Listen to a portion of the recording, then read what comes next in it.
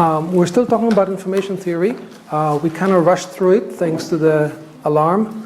I'd like to slow down because I think it's important. Let's go back to the picture we drew.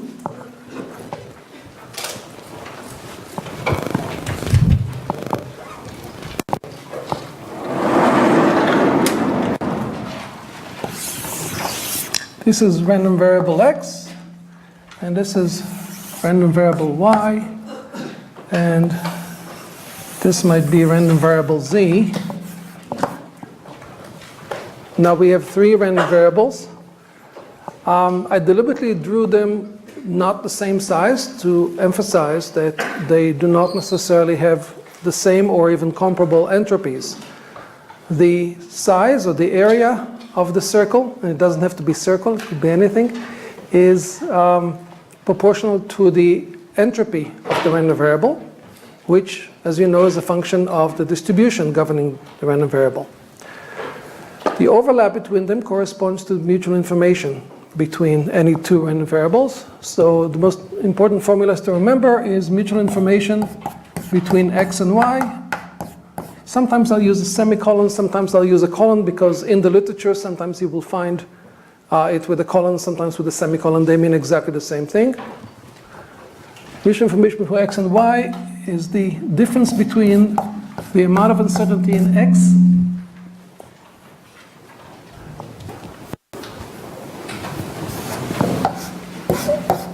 and the amount of uncertainty in x given y. Or it could be equivalently written as the amount of uncertainty in y minus the amount of uncertainty in y given x. It's the difference between the uncertainty in a variable before you know the other variable and after you know the other variable. And this quantity is guaranteed to be greater or equal 0 with equality if and only if x is independent of y.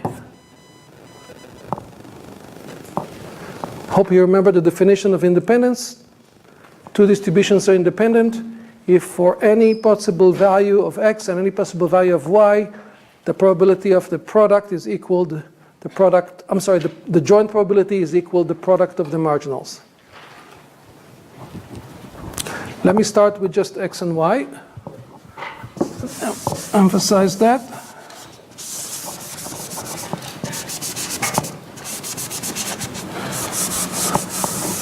So what do we have here? This is h of x, this is h of y. This is h of x given y. So given y, you can think of as the y variable. Once you know its value, if you're guaranteed that you always know its value, the uncertainty in it collapses to 0.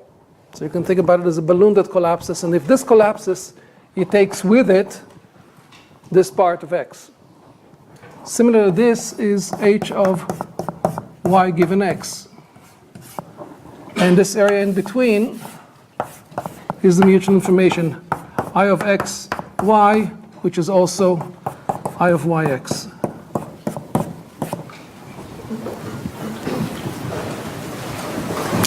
Notice that h of x conditional on y could be very different in size than h of y conditional on x. They're not the same. They don't have to be the same. Now you could have special cases. Y could be completely inside x. Y could be here. In which case, which one is 0? H of x conditional on y or h of y conditional on x? H of y conditional on x. If you know x, the entire x collapses. It leaves no uncertainty in y. In other words, from knowing x, you can derive y deterministically, but not the other way around.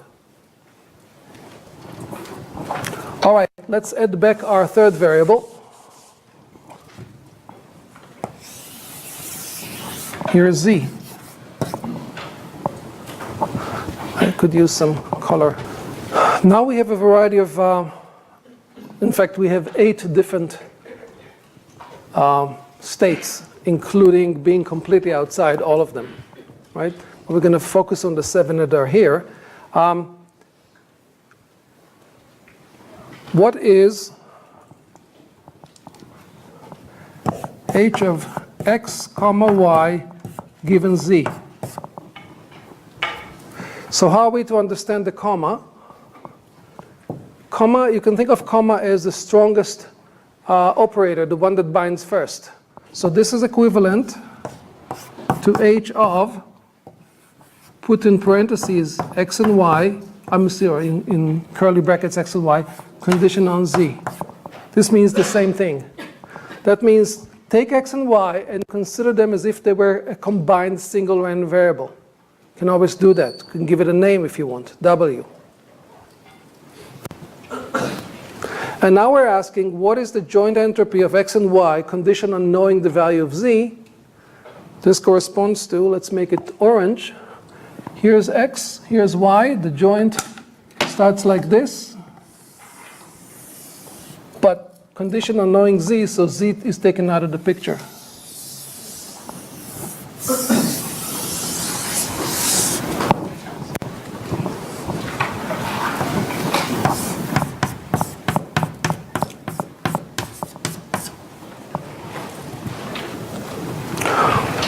What is the mutual information? Oops. All right, let's make it purple. Between y, x comma z.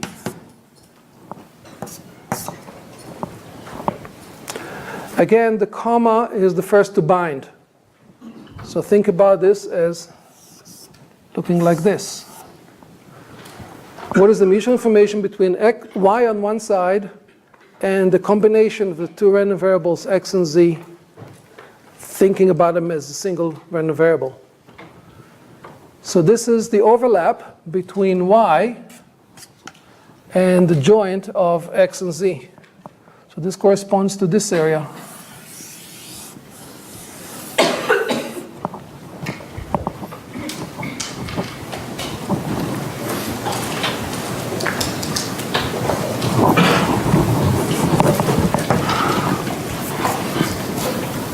Any questions or any specific combinations that you want me to try?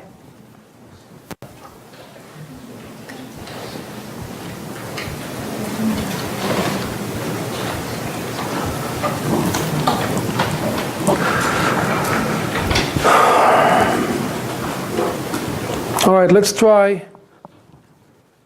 What have we not done yet? Red.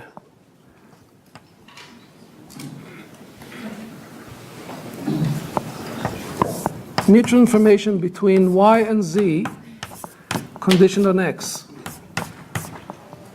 How do you understand this? So the second thing to bind after a comma is the semicolon. The way to understand this is the mutual information between x and z in the presence of y and z in the presence of x. Okay? It is not meaningful to talk about y mutual information with z in the context of x. Although maybe you can come up with a meaning for it. All right, what would that be? It would be the usual mutual information between y and z. So you have y here and z here. It'll be this area. But because x is known, anything that's inside x collapses to 0. So this becomes just this part.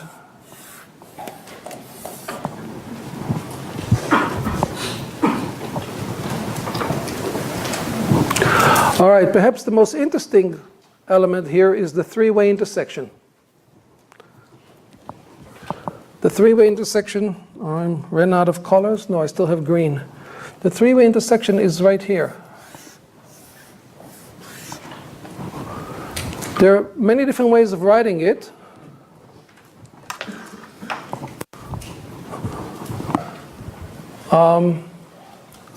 I'll start with, you can take this section, or you can take the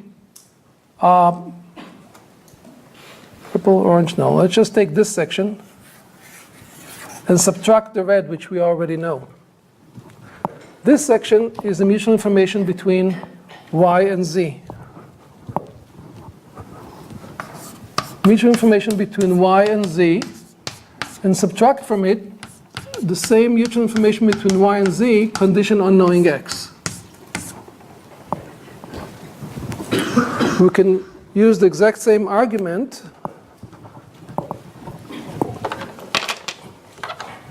but with swapping the variables around, because it's symmetric, or we can rederive it again. We can say it's this part minus this part.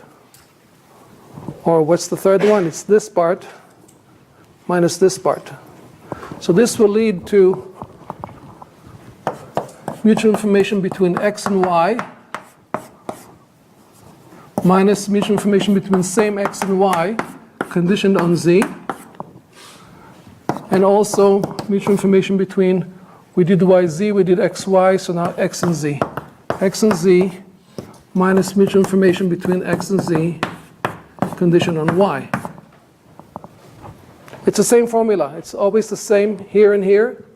It's the difference between how much one variable tells you about the other by themselves and how much they tell you about the other in the presence of a third variable, in knowing the third variable.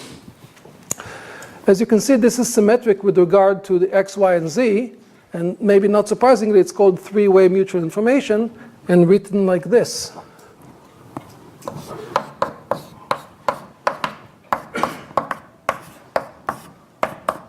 Mutual information between x, y, and z. And you can permute them. It could also be y, x, and z. It all means the same thing. This is a very important quantity for us. It captures, it's the same idea as mutual information, but taken a step further. If you look at the definition of mutual information, it's something minus the same something conditioned on knowing something else. It's the same thing over there. It's something minus the same something conditioned on knowing something else. So it's the difference between condition when you know something and when you don't know something. The difference is that in regular two-way mutual information, it's the difference between the entropies.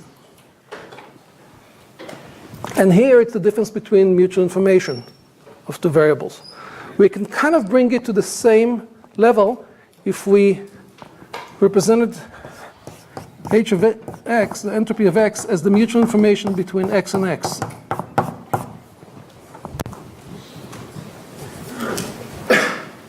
Then it looks more and more the same. Now here's the maybe surprising thing, which is probably not surprising to you because you saw the slides already. While all of these are guaranteed to be positive or non-negative, this little green guy or girl is not guaranteed to be non-negative. In fact, it could be negative. First of all, how is it possible that something that has an area could be negative?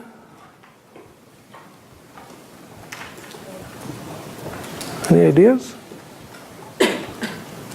How can area be negative? Area cannot be negative.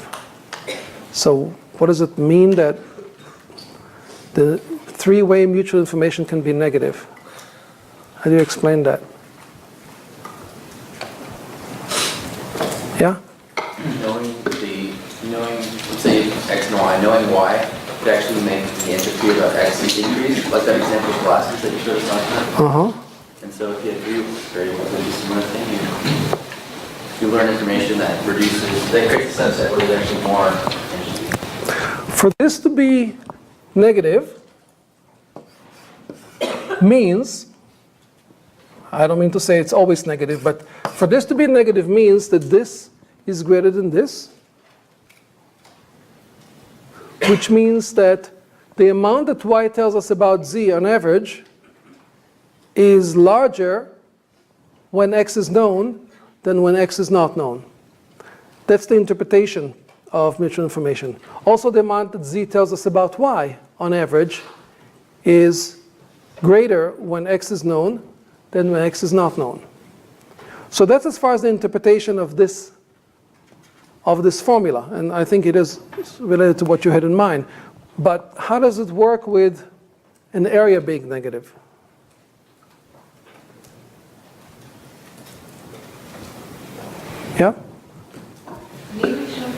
with the area. I'm sorry? We assume that they were areas, but they were not. Right, right. We assume that you can represent uncertainty and all these quantities as areas, but this was a sort of an assumption that I kind of mentioned and used without any formal proof. So this is the place where this model, this geometric model, breaks down. The analogy with area holds up to a point, and then it doesn't hold anymore. This is a good lesson to learn. You know, analogies can be very good up to a point and then not be good anymore. So there's no paradox here. It's just that this is not a good analogy anymore. It's still useful for helping you derive formulas, for helping you verify formulas, and for helping you think about what's going on here. But just keep in mind that this little thing here could be negative.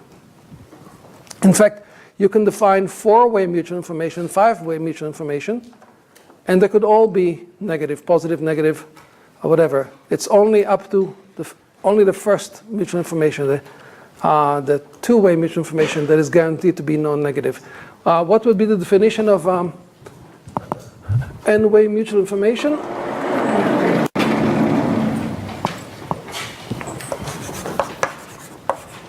N-way mutual information.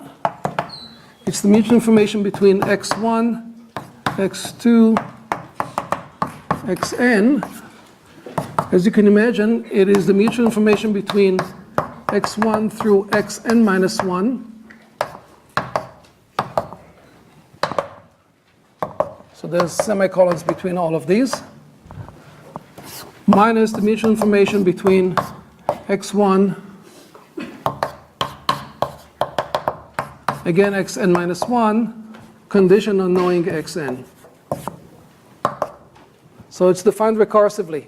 N-way mutual information is defined in terms of n minus 1-way mutual information. And of course you could permute the order of these. You can put any one of the n variables here. They will all have the same value, and it could be greater, equal, or lower than 0. Except for the 2-way mutual information. When you go down to defining it in terms of entropies, this is guaranteed to be greater or equal 0.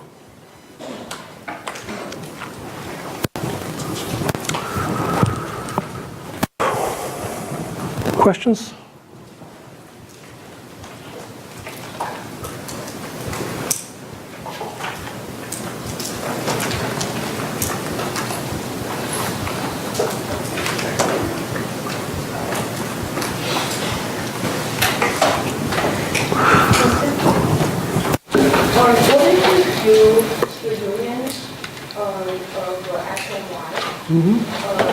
Of the whole event. And then the 2-way matrix information will be the entity of this event. You're talking about the union of x and y? Yes? Okay. Yeah. And then? The mutual information of x and y will be the h of w, the whole thing. No. So if you call that w, then h of w is the joint entropy of x and y. This corresponds to the orange circle. What about the intersection? Intersection of, you mean this? That is the mutual information, yes. Yeah, I was just wondering if we can transfer the mutual information into another event so that we could use any mutual information into n minus 1. And why, if this really works, why does only 2-way mutual information are guaranteed to be like that? All right, you're asking whether there's a way of doing for 3-way and higher mutual information what we've done for 2-way mutual information, which view it as an intersection of 2 events. But we're not really viewing it as an intersection of 2 events. We're viewing it as the intersection of 2 uncertainties, right? And I think the answer is no, because this intersection of 2 uncertainties can be thought of as the difference between the uncertainty of this and the uncertainty of this without this piece. So the general way of thinking of mutual information is difference between uncertainties, which is a way of saying how much information do you get from knowing something.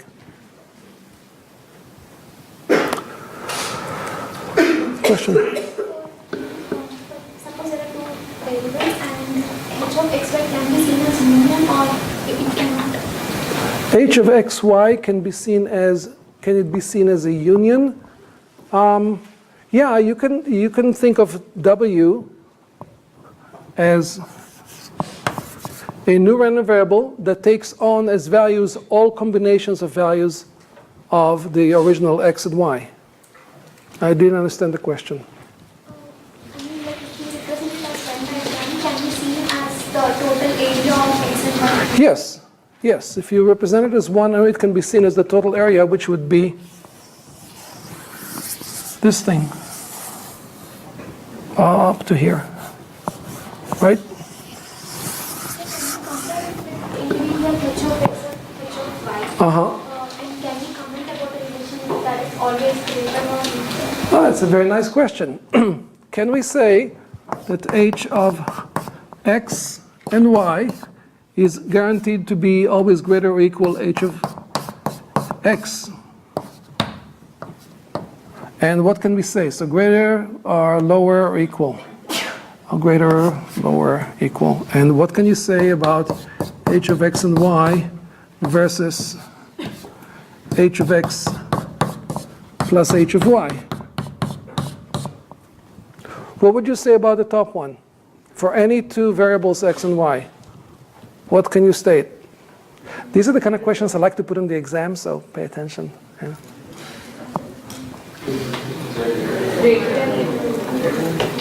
Can somebody mumble a little louder? Greater or equal? This one, do we agree? Yeah.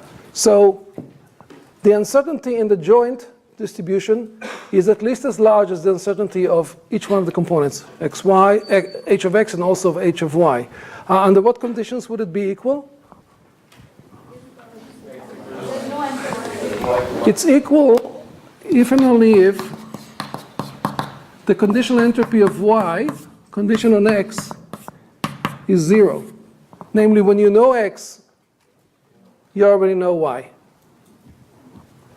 Another way of saying it is that x determines y. Fully determines y. All right, what can we say about this? It's the opposite direction, right? It's this one.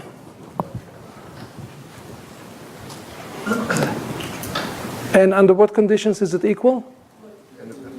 Only when they're independent. Equality if and only if x is independent of y.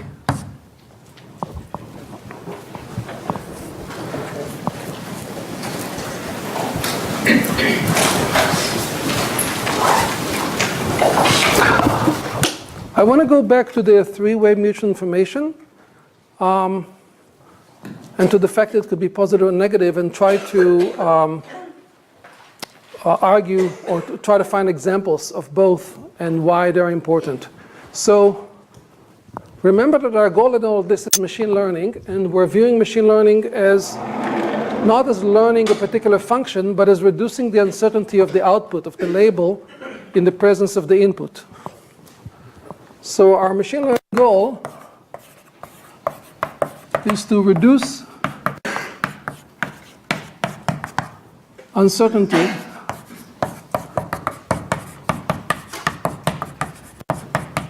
of output, of the output.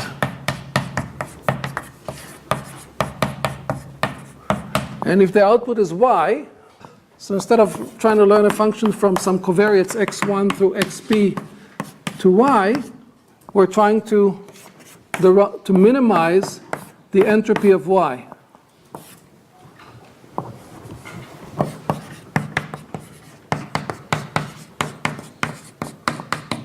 Minimize this. So instead of calling them some abstract x, y, and z, I'm going to call this y. This is my label, my correct output. It could be in classification, it could be a regression. Let's think about classification. It's easier in terms of information theory. And now I'm going to have a variety of covariates, a variety of inputs that are possibly relevant. Let's say I have x1 and I have x2. How do I want to draw x2?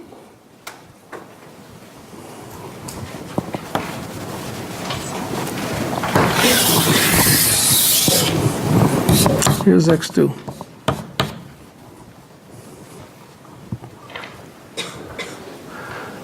And now suppose I could only incorporate one of these two covariates into my model. Which one would you incorporate? The one that takes the biggest bite out of y, right? The one that has the highest mutual information with y. Now notice that it doesn't necessarily depend on the size of the circle of the covariate that I drew. I deliberately drew x2 as being larger. x2 being larger means itself has a higher uncertainty. So if you didn't know x2, you would need to, it will be more to figure out. There's more uncertainty there. But we're going to assume for now that we can figure out the covariates, that we know the value of the covariates. Sometimes it's going to be expensive, so we'll need to come back to this question. But for now, let's assume they're all equally accessible.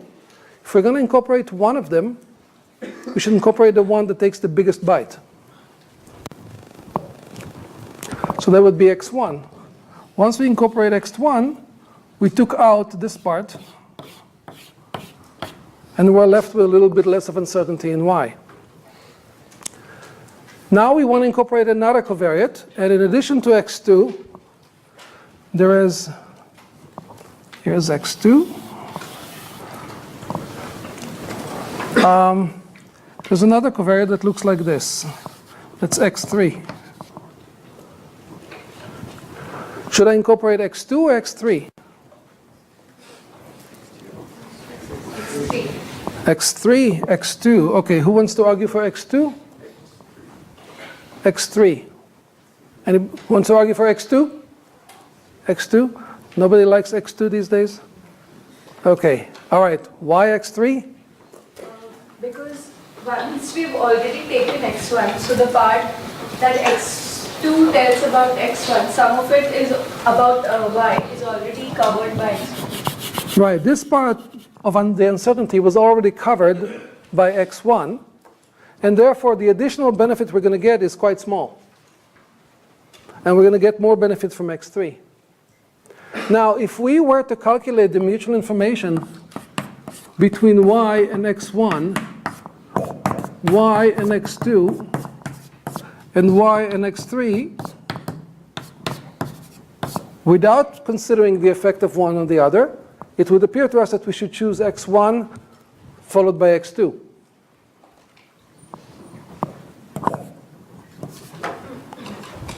But this is not what we should do, because there's interaction between the variables. They overlap the information they provide.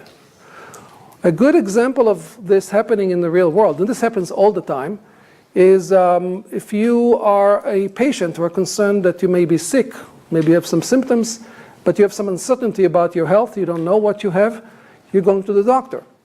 And the doctor is going to examine you, maybe run some tests, and then let's assume the doctor doesn't give you an exact diagnosis. In fact, often doctors say it could be this, or it could be this, or it could be that, right?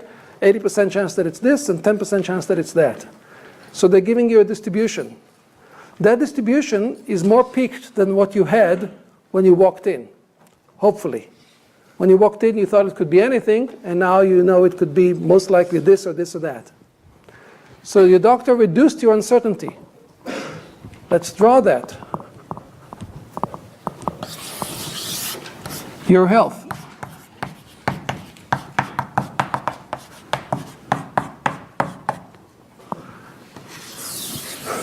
Doctor 1. Doctor 1 took off this entire thing. You're left with much less. But you're not completely satisfied because the doctor gave you 2 or 3 diagnoses and you really want to know much more certainly, with much more confidence, which one it is. So you go to another doctor. Is the second doctor going to give you a lot of information? They're equally good, let's say. So they also take a big bite, but their bite greatly overlaps. That's the thing about experts. When you ask a lot of experts, a lot of their advice overlaps, right? So the added benefit, the additional benefit you get from the second doctor might be much smaller. Maybe it looks like this. Maybe you got this extra bit. If you go to a third doctor and a fourth doctor, the fifth doctor, you're going to get diminishing returns. This is because the information the doctors provide on your health is greatly overlapping. So by far, this is the most common situation. What does it correspond to in terms of three-way mutual information? Positive three-way mutual information or negative three-way mutual information? Look at the definition here of mutual information.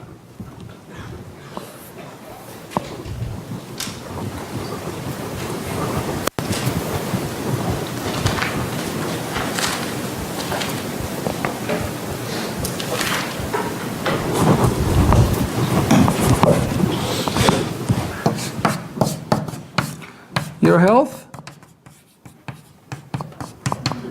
Dr. 1 minus your health and Dr. 1 condition on Dr. I'm sorry, this should be Dr. 2. Dr. 2 condition on Dr. 1.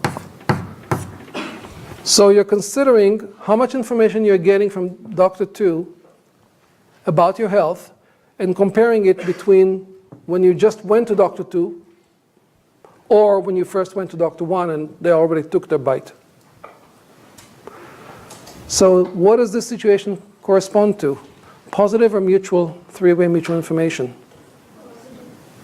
Positive. So when this is bigger than this, in other words, in the presence of Dr. 1, Dr. 2 is worth less. Dr. 2 is worth less.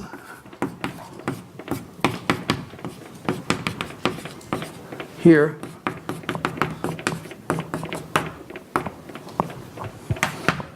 And this corresponds to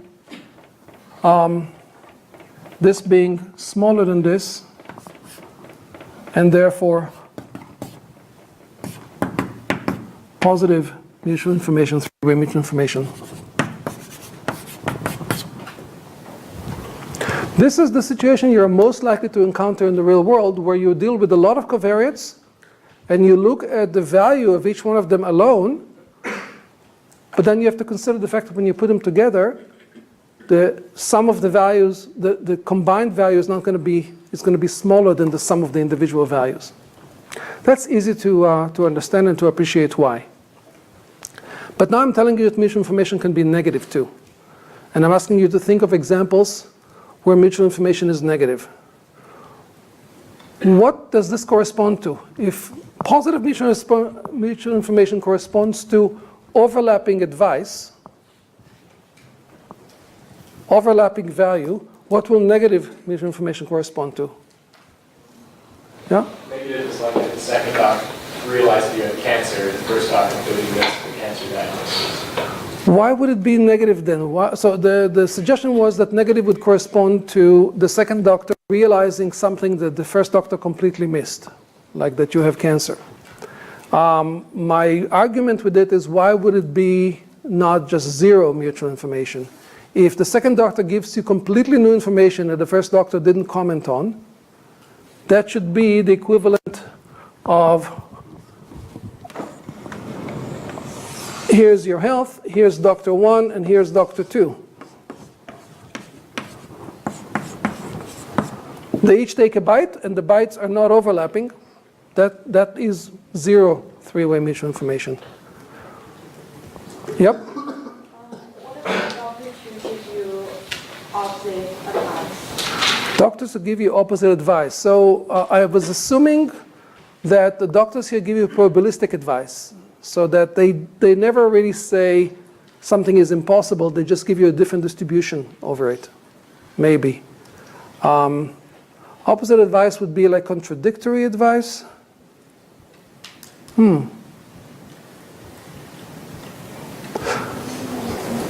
So are you better off with both of them? I'm looking for a situation where you're better off with the two together. Let me write it slightly differently.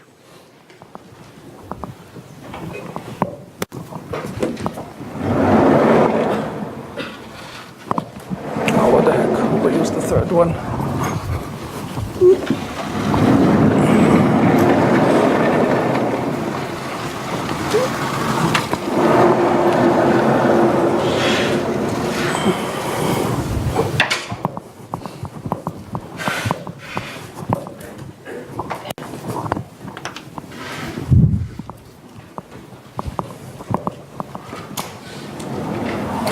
I'm interested in reducing the uncertainty of y, either in the presence of one covariate or in the presence of another covariate.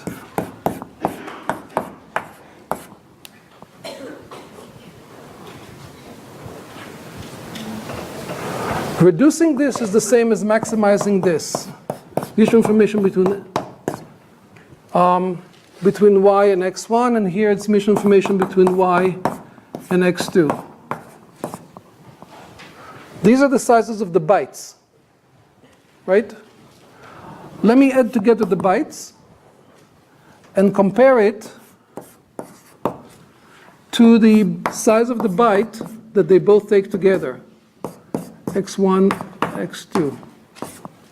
Remember that comma is the strongest operator. It binds these together. So it's mutual information between y on one side and the sum of the two doctors or the two experts or the two covariates, or not the sum, but rather the joint of the two. Now I'm asking you, which one is greater? The amount of information you get about y from knowing x1 and x2, this is always on average. Remember, these are random variables. They're not single quantities, they're distributions. But from knowing the value of these variables always, what's greater, knowing them together or the amount of information you get on average from one of them plus the amount of information you get on average from the other?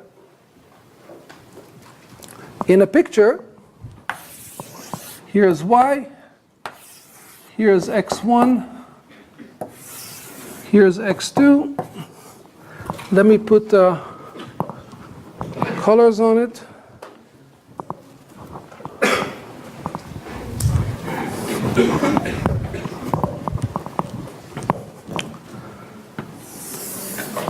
This orange is mutual information between y and x2, so that's this.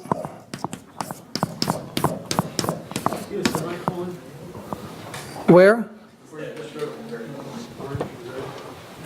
Yeah, thank you.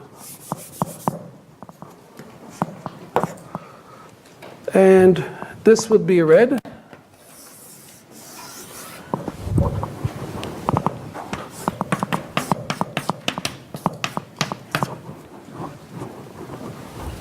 And I'm asking you whether the sum of the red plus orange is greater or smaller than this thing, which is another way of asking, is this overlap between them positive or negative? Positive area or negative area? I'm specifically asking about the case. So in the case of the overlapping experts, the answer here is this is greater than. So greater than is overlapping experts.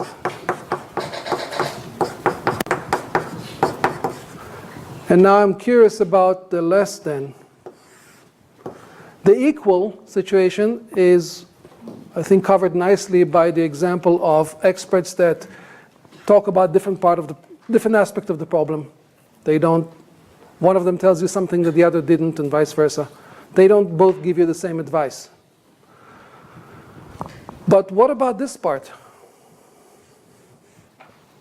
When is the amount of information you get from knowing two variables more than the sum of how much you get from knowing one plus how much you get from knowing the second? Go ahead. So suppose there's a disease that's indicated by two symptoms, and each doctor notices just one symptom, so neither of them can diagnose the disease, but if you notice both, then you can diagnose it. I like this example better than the ones I have, so I'm going to adopt it from here on. So the examples I have are all hand-wavy. This is a little bit less hand-wavy. Let me repeat that.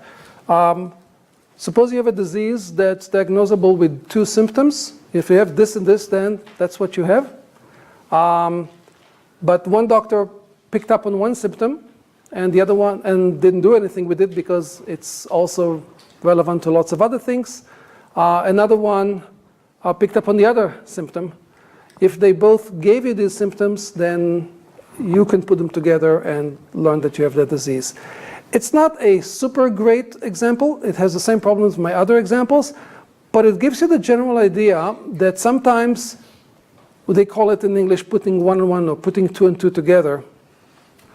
Sometimes you take information that appears to be not so relevant by itself, but when it's with something else, it becomes relevant and useful. So the examples I like to give is, if you have a password to your account, if you know the first half of the password, that doesn't help you get into your account. If you know the second part of the password, that doesn't, by itself, doesn't help you get into account. But if you know both, you can get into the account, okay? Very hand-wavy. It's an analogy, it's not an example. I'll give you an example in a minute. Here's another analogy. You go to the bank and you put your gold in it, in a safe. And safes and banks often have two locks on the door, and each lock has a different key, and the keys are held by different people. So if you get a hold of one key, that's not going to get you in. You're not getting half your gold because you have one key, right? You're not getting any of the gold. If you have only the other key, you're not getting any of the gold either. If you have both keys, you get the gold. If you play video games, that might speak to you more. I don't know. In general, you can think about, here is another analogy. You're a detective, you're looking for clues. This is maybe more like your story. Sometimes the clues appear worthless, like they're not real clues. You don't think about them, but you put them together. You put two pieces of the jigsaw puzzle together, and all of a sudden you have the story. That's the metaphor. Now let me give you a concrete example. Yeah? With the area analogy, does it not work? Is there a way to represent this using the area, or no? I don't think so, because the area here would be negative. Yeah? So the sign so the larger than or equal to or smaller than relationship between those two expressions are not necessarily determined by the overlapping of two things. Because if you have for example, the password example, if you know the first 2/3 of the password and the last 2/3 of the password, they are like overlapping some degree, but they are still contributing. Very astute observation, thank you. So the case that was made here is that you can have a case of complementary information, like we're discussing now, and yet the two sources might have some overlap. So yeah, I wouldn't even know how to represent it here, because it means some of this area is positive and some is negative and the total is negative. But let me just give you a very concrete example that you see this is not just hand waving, that it actually can happen, and it will also show you when it can happen. So suppose you flip a coin once, call it just coin 1. These are all fair coins, and you get head or tail. We'll represent them as 0 or 1. You flip another coin, and you also get a 0, 1. Because both coins are fair, you have a very simple distribution of 25% of each possible outcome. 0, 0, 0, 1, 1, 0, 1, 1. Now you define your label, your outcome, as simply the XOR of x1. Oops, circle around the wrong thing.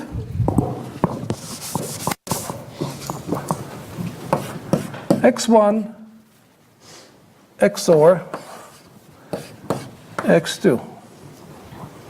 XOR being the exclusive OR. What is the distribution of y? Y could be either 0 or 1. With what probability? 50-50, right?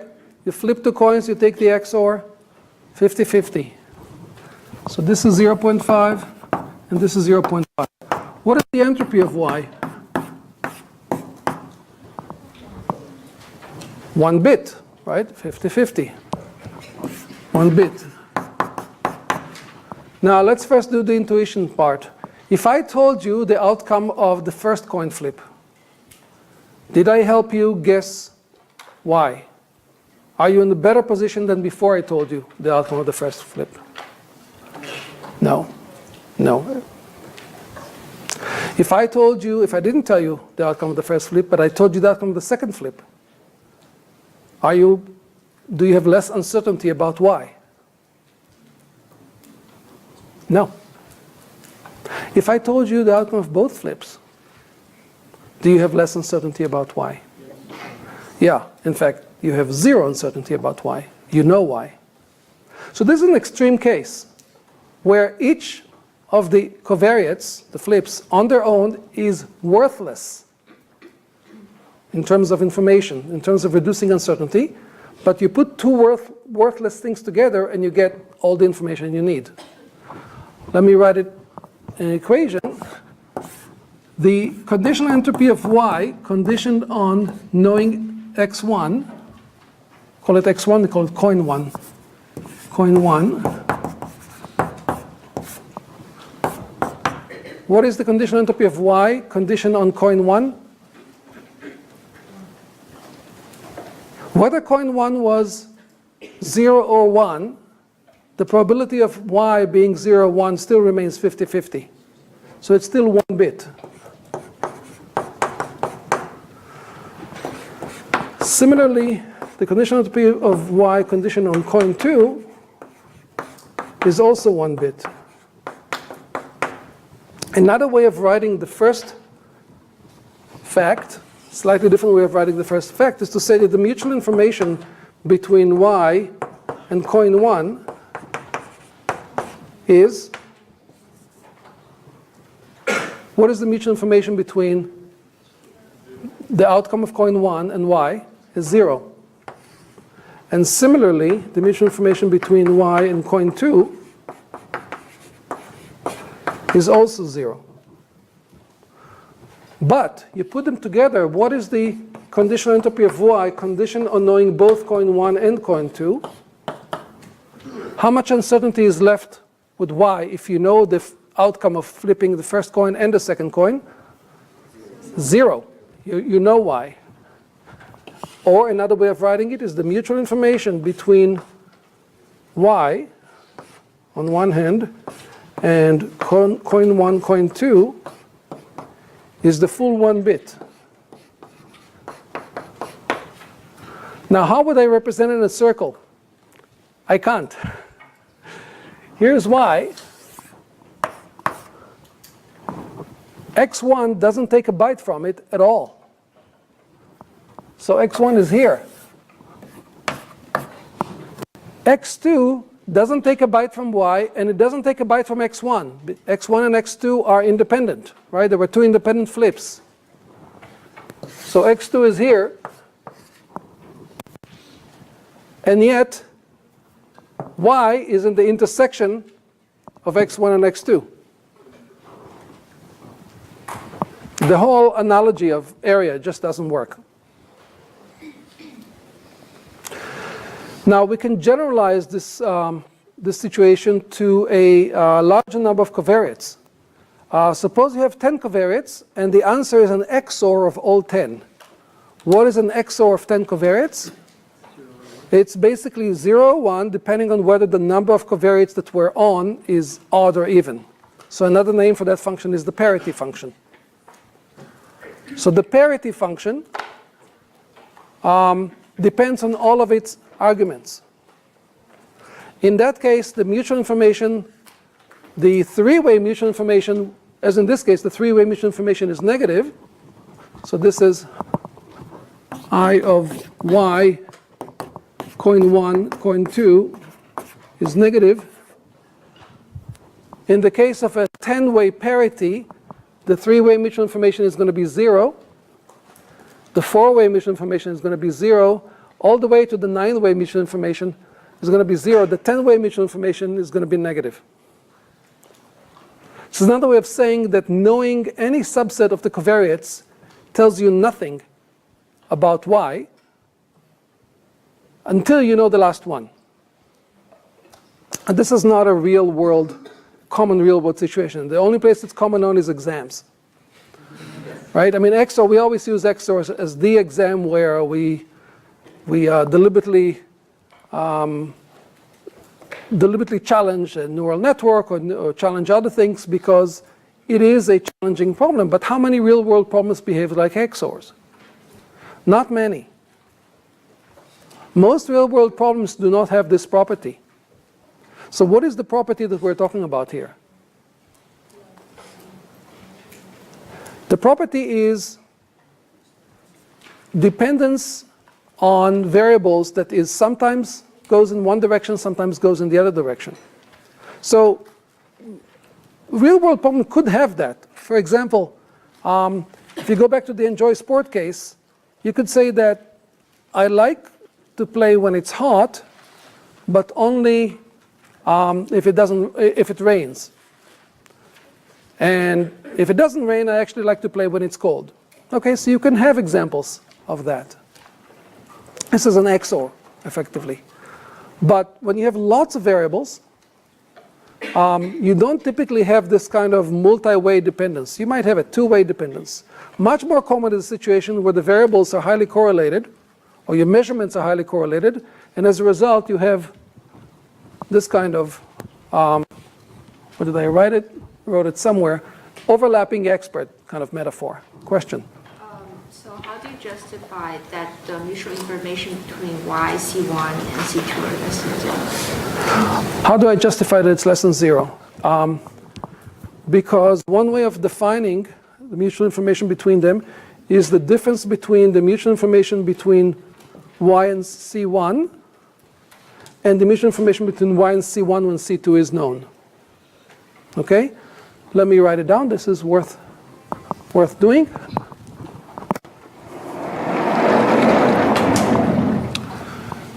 Three-way mutual information between y, C1, and C2 can be written as mutual information between y and C1 minus mutual information between y and C1 given C2. Now what is this? This is how much I'm learning about y by knowing only the value of the first flip on average, and the answer is 0. Right? What is this? This is how much, if I already know C2, how much does knowing C1 tell me about y? And the answer is it tells me everything. Because if I already know C2 and I know C1, I could determine y. So it gives me the full information I needed for y, which is 1 bit. So we have -1. Why it's fun? I'm sorry? Why the mutual information of y and C1 is C2? Why is this 1?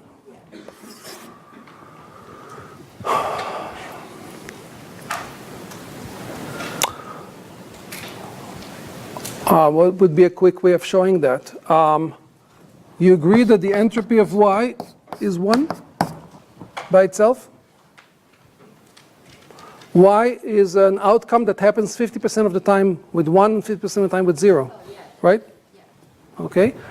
Do you agree that the entropy of Y condition on C1 is still 1? Yeah. Do you agree that entropy of Y condition on C1 and C2 is 0? This should be enough. If you just open it up.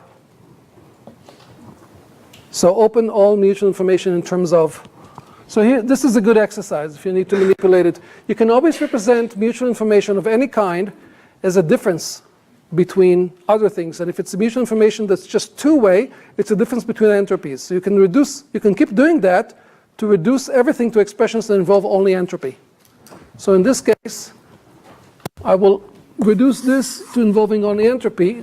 This would be entropy of Y conditioned on C1 and C2 minus entropy of Y conditioned only on C2.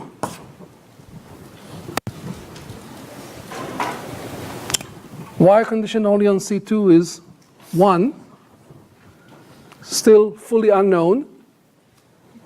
And Y conditioned on C1 and C2 is 0. Because I wrote it reverse and nobody corrected me. Mutual information is something minus that something conditioned on something, right? So it's h of Y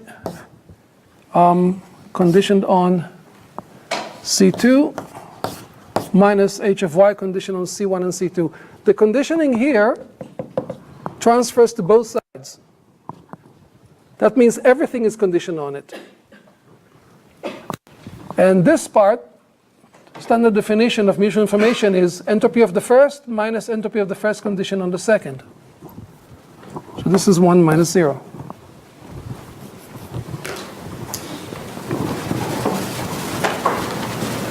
Yeah? Go ahead.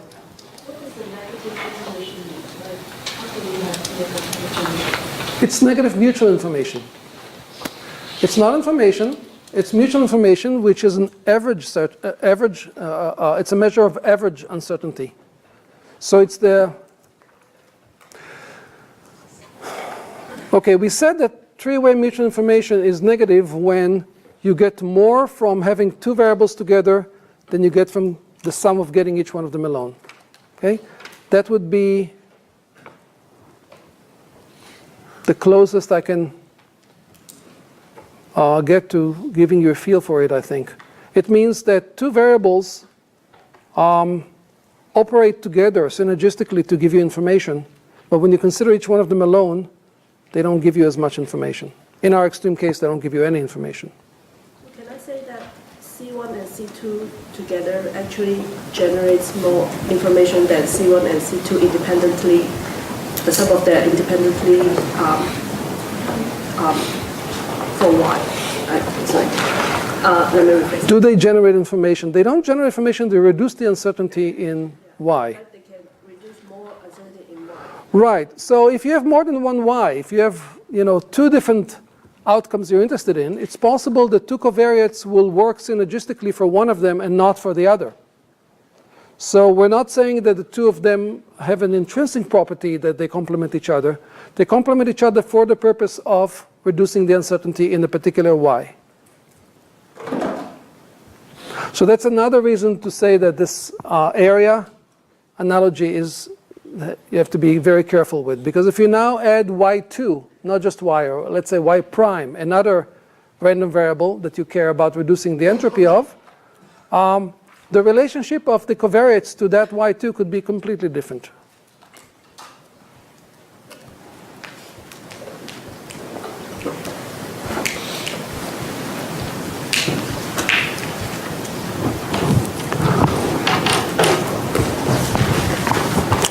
Okay, let's go back to our sort of machine learning approach of finding covariates.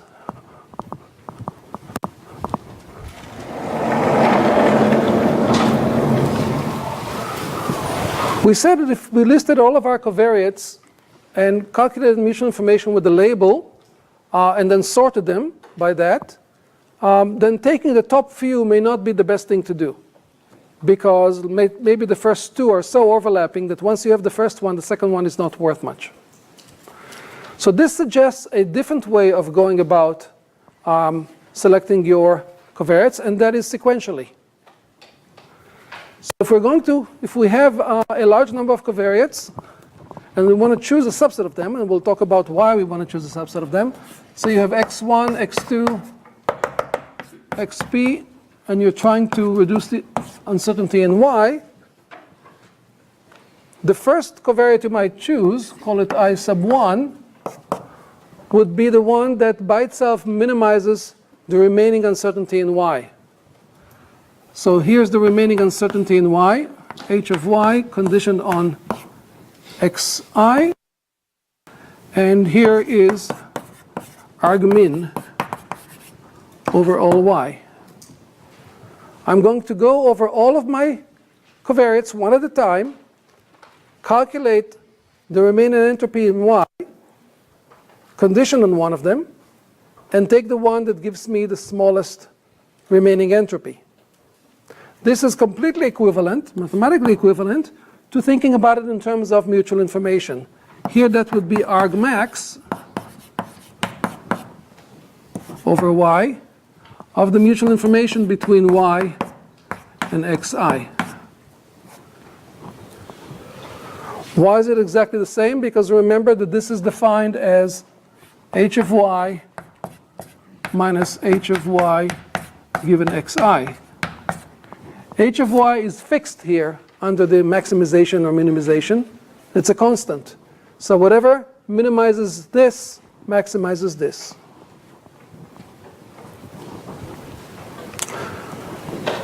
We chose a particular I, call it I1, the index of the first covariate. And now we condition y on it, and we took about out of the uncertainty of y. Now we can iteratively look for another covariate. Now we want to look for that covariate, for the one covariate that takes the biggest bite of the remaining uncertainty, taking into account that the first covariate already took a bite. So taking into account, we want the second one to be chosen. In this case, we want it to be x3, not x2, because we want x2 to be considered only for its additional contribution, for its incremental contribution. How do we express it in the formula? I2 would be the argmin over I of the conditional entropy of y given xi and xi1, the one we chose in the previous iteration. So this is the variable part, that's the I, and this is fixed now. I1 was fixed.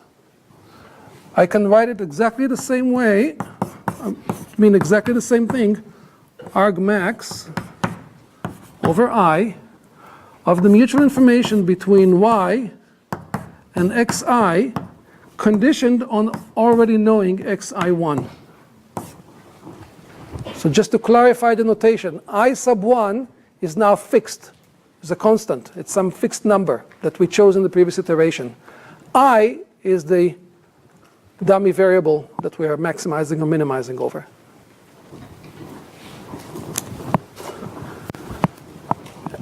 And you can keep going this way. I sub k would be the argmin over I of the entropy of y conditioned on, I can put it in either order, but let me stick to this order, xi, but also on xi1 through xi k minus 1. Or alternatively, argmax of the mutual information between y and xi. Oops, made this mistake again. Y and xi conditioned on all the variables that we've already chosen, x1 through xi sub k minus 1. Suppose I can only afford to go to k equals 5.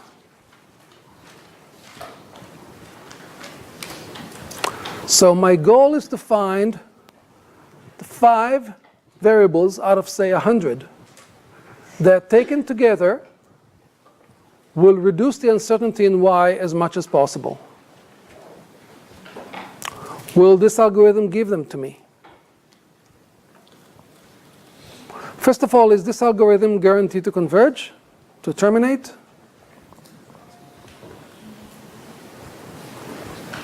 You're not sure? As long as I can calculate all these quantities, all the entropies and conditional entropies, then yes, of course, it's very straightforward. Will it give me the best 5-tuple, the best subset of 5 covariates?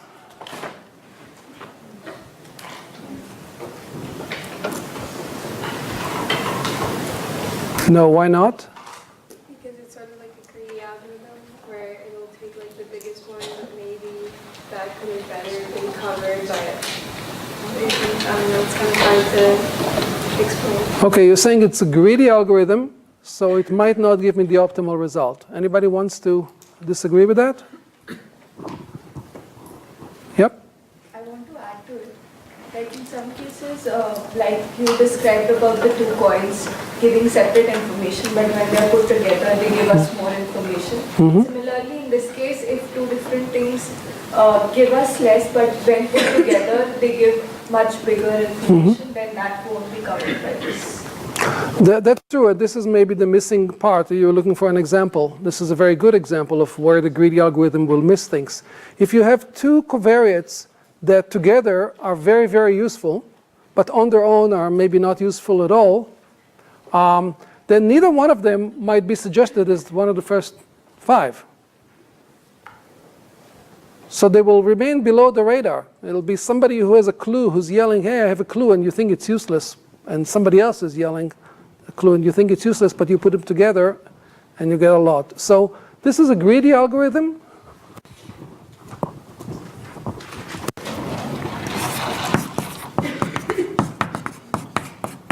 And therefore suboptimal. It is not guaranteed to give you the best combination of 5. Why would I restrict myself to only a small set of covariates? Why not use all of them? I mean, nobody argues that if you used all of them, the uncertainty would be the lowest, right? Why not just go directly for h of y conditioned on x1 through x100? This would be the lowest of them all, no?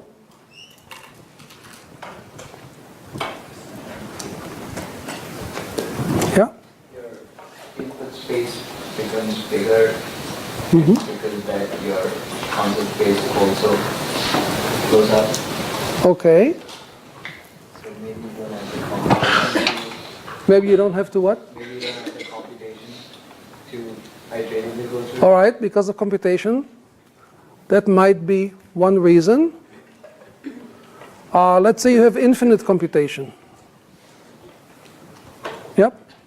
Kind of what we were talking about, like with diminishing returns, maybe like every new variable that we add isn't like worth it for a point because it just gives us less and less information. So you're saying you have diminishing returns. As you have more and more covariates, chances are the 97th covariate will give you very little. That's reasonable, not guaranteed, but reasonable in the real world that there's overlap. You know, the case of overlapping expertise is far more common than the case of XOR.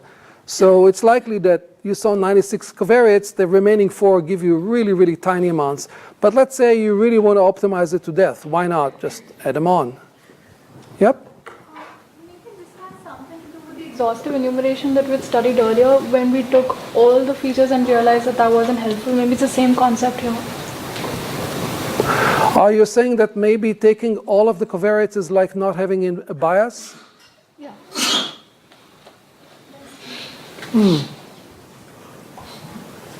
Is this an overfitting example you mentioned before? Okay. Was another comment there? No?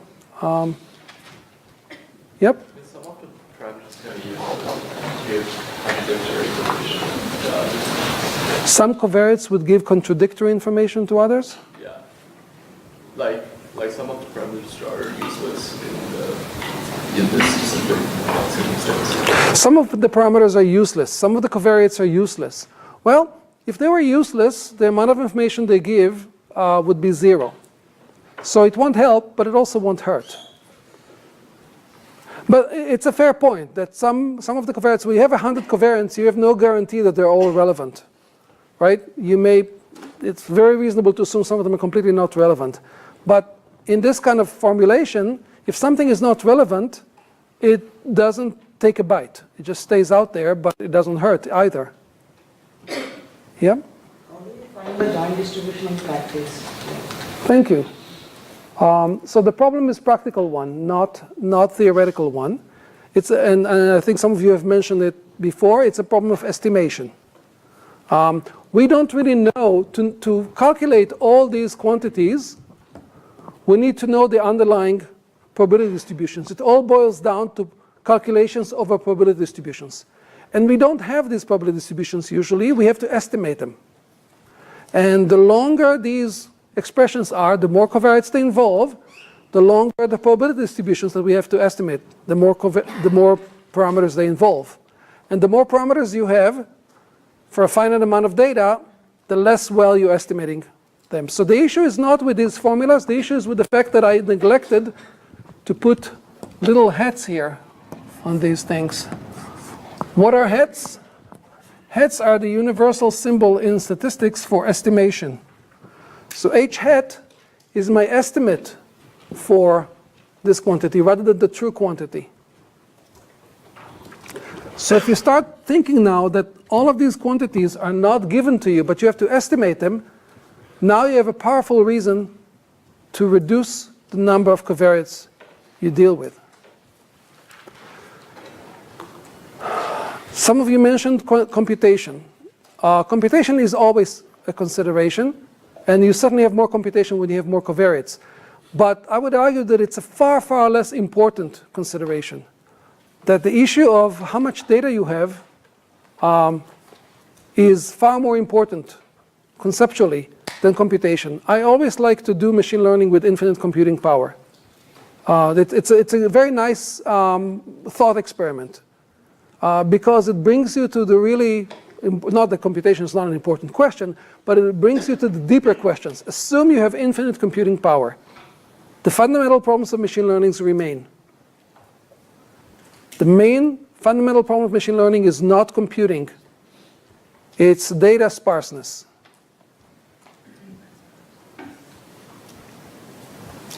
Which is not to say there are sometimes situations where computing power is what gets in your way. But for our purposes, maybe even for the rest of most of this course, assume you have as much computing power as you want.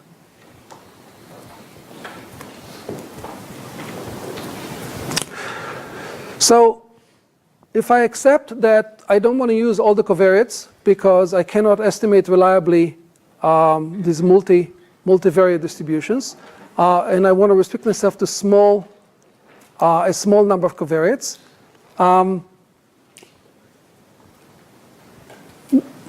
this leads me, rather, let me turn on the,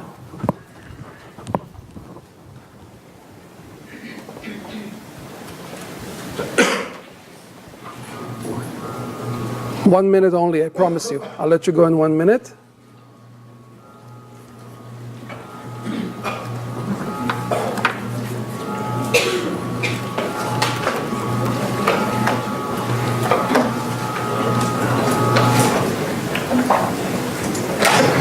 This leads me to, oops.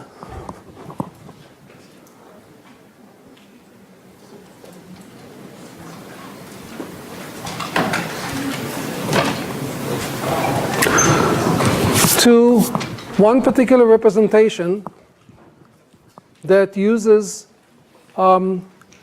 covariates and tries to use maybe a small number of covariates to get at an answer. So I just wanted to kind of plant this. When we come back, we will talk about decision trees.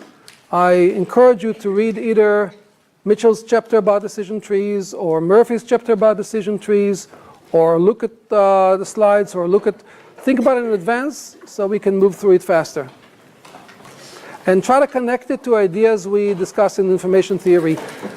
Mitchell's book does not talk in terms of information theory much, that chapter, but I want you to do the mapping.